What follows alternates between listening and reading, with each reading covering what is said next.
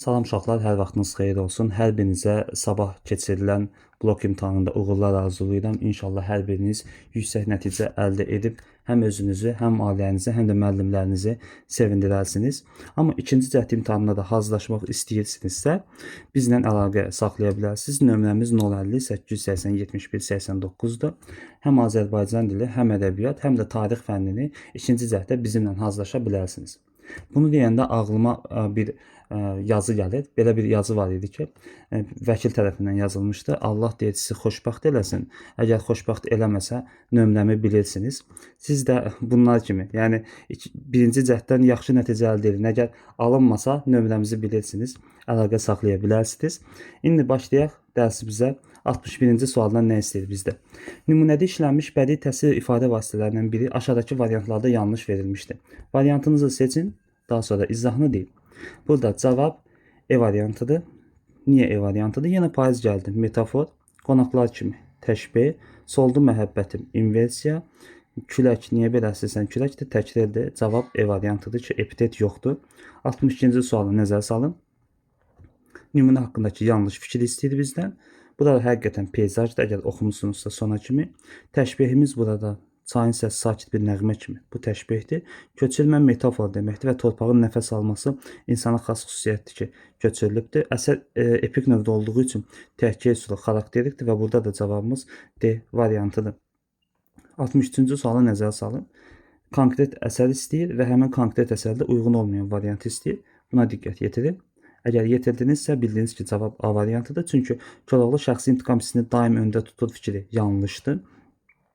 Nigar bütün məqamlarda Koroğlu haqq qazandığı fikri yanlışdır. Yuxu görən də Eyvaz deyir Koroğludur. Bu da yanlışdır. Ona görə cavabımız 2, 4, 5-dir.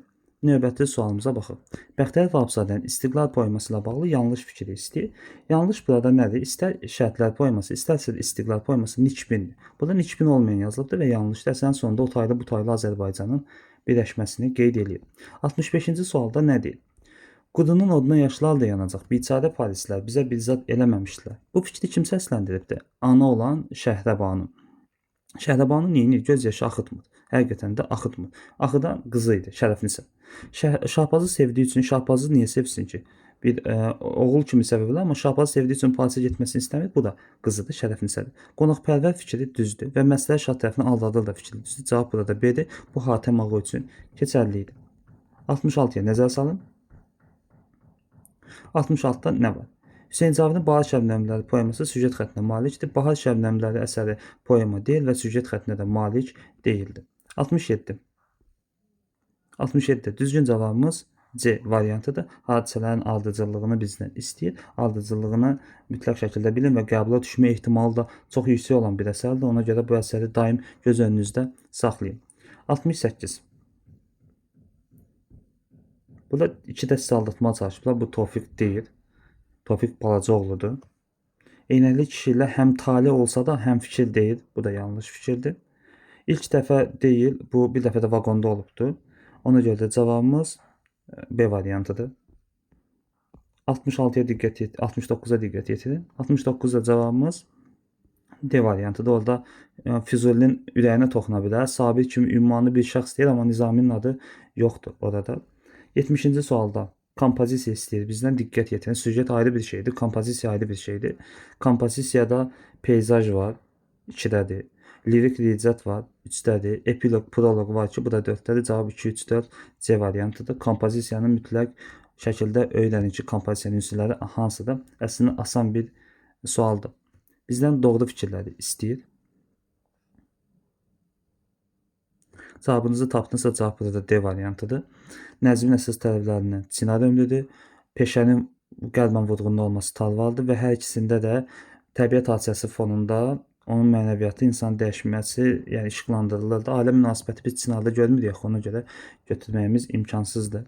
72-ci sualda cavabımız nə ola bilər? 72-də cavab E variantıdır. Sığmazan beytdir, quşqıl isə bənd formasındadır və bunlar şeir şəkli hesab olunur. Şəkil ikilik deməkdir. İkilik və dörtlük olur. Şeir vahidi isə bənd və beytdir. Nizami Gəncəvinin İskəndərnamə əsəri ilə bağlı verilən fikirləri hansı yanlışdır? Burada cavabımız B variantıdır. Taxta öz oğlunu qoyur, onu da anasına tapşırır. 74-cü suala nəzər salaq. 74 bildiyiniz kimi keçən ilin blok imtahanlarda düşmüşdü və bax bu fikir şagirdləri çox çaşdırmışdı həmən vaxtı. Ümid edirəm ki, sizi çaşdırmadı və bildiniz ki, burada cavabımız E variantıdır. Burada yanlışdır. Toyuğun itməsinin atasına, yuxusuna anasına danışır və ona görə burada doğru fikir kimi deyə bilmərik. 5 düzgündür, bəs Türk kimdir fikri düzgündür. Bir də ki, yanlışdır. Yanlış olduğu üçün də doğru fikirdir. 75-ə diqqət yetirin. 75-də düzgün cavabımız C variantıdır. Meşədəki hər otu çiçəyi həqiqətən də tanıyır və Daşdəmir vaxtilə ona verdiyi qonaqlığın rüşvət olduğunu bilmir. Biləndən sonra təəccüblənir. Bu yanlış idi. 2 və 3 düzgün cavabımızdır.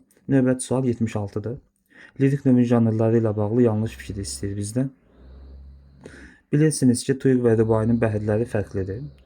Biri Həzəc bəhrindədir, biri də Rəməl bəhrindədir. Tuyuq hansıdır, Rübai hansıdır şərhdə qeyd edirsiniz. Bunu da mən deməyim. 77. Leyli Məcnun poeması əsasında cədvəldəki uyğunluğu müəyyən istəyir bizdən. Burada cavabımız D variantıdır. Atası Leylinin nişanlı olduğunu deyir. Nofəl də silahı atır və çıxıb gedir. 78. 78-də çox xırda qəşəng bir detal var. Çoxunuz bəlkə D-ni düşünmüsünüz ki, diplom alandan sonra mı, yoxsa almamış mı? Bu o deyil. Cavab burada B-dir. Çünki komitə ilə məsləhətləşmir verdiyi. Bu yanlışdır. 79. Füzuli yaradıcılığına əsasən uyğunluğu bizdən istəyir. Burada cavabımız D variantıdır. Çünki Həfcan fars dilindədir, Bəngibadə ana dilindədir. Eyni dil olması imkansız bir şeydir. Söz qəzəldə Həzəc bəhrindədir, yanlışdır, Rəməl bəhrindədir. Bu doğru olduğu üçün götürmürük. Doğrunun altından, doğru yanlışın altından da yanlış seçmək lazımdır.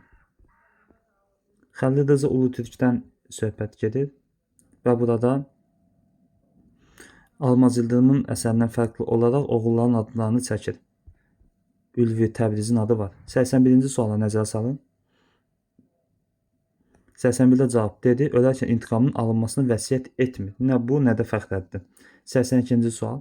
Qafqaz müsəlmanlarına xitab şeiri ilə bağlı doğru fikir istəyir bizdən. Burada cavabımız B variantıdır. Həqiqətən də Xəfif bəhrindədir. Müəllif maarifçi ideyalarını əks etdirir və mütərəqqi ideyalar təbliğ edir burada. Xalqın düşmənləri qəzəb və nifrət ifşa edilmiş, yəni oxuma qarşı çıxanlar ifşa edilir, mütərəqqi ideyalar təbliğ olunmuşdur. Şeir vahidi bənd deyil, bu beyt olmalıdır. Rədif də işlənmişdir, bu da yanlışdır, əsərdə rədif yoxdur. 83-cü suala nəzər salın. 83-də cavab 1, 2 və 4 Daldalmış Kəvakib də hər il imtahana düşən sualdır. Mütləq şəkildə onu yaxşı-yaxşı dönə-dönə oxumağa çalışın. Dərzi şagirdi Əhməd nağılı ilə bağlı doğru fikirləri seçin. Burada cavabımız 3 və 5-dir. Çünki hadisələr Həmədanda yox, İsfahanda baş vermişdi. Digərlərinin də əminəm ki, yanlış olduğunu bilirsiniz. Molla Pənah Vaqifin Hafif yoxdur əsərlə bağlı yanlış fikir istəyir. Burada yanlış fikir təbii ki, hansı olacaq? 2 və 4-dür. Rədifi var. Hafif yoxdur, onsa rədif əsasında adlandırılıbdır. Bir də bənddə müraciət yoxdur. Fikri səhvdir. Vaqifəm ot tutub alışdı çıxar. Varsa cananda sizdən bir xəbər. Burada müraciət deyil, sadəcə öz adını çəkir. 86-cı sualda fikiriniz nə ola bilər? Yanlış fikir istəyir özdə burada.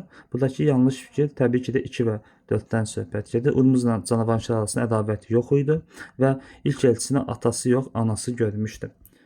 2-4 düzgün cavabdır. Və sonuncu sualımız Manqurt əsərindən, İntiqam əsərindən və Namərd gülləsindəndir.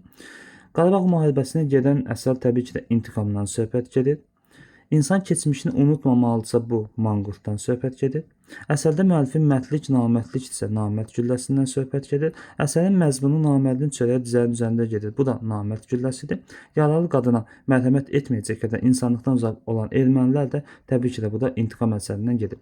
Bununla da həm Azərbaycan dili, həm ədəbiyyatın izahlarını öyrənmiş oldunuz. Çalışdım ki, elə video çox qısa olsun ki, vaxtınızı çox da almasın. Çünki blok imtahanına əminəm ki, yaxşı şəkildə hazırlaşmısınız. Yenə qeyd edeyim, əgər ikinci cəhdədə hazırlaşmaq istəyirsinizsə, nömrəmiz 050 880 71 89-dur. Həm Azərbaycan dili, həm ədəbiyyat, həm tarix fənni, 3-cü qrupun blok imtahanına lazım olan hər 3 fənnin üçü də bu nömrədədir. Əlaqə saxlayıb bizdən ikinci cəhdə hazırlaşa bilərsiniz. Ətraflı məlumat almaq üçün də bu nömrə ilə əlaqə saxlayın. Hər birinizə uğurlar.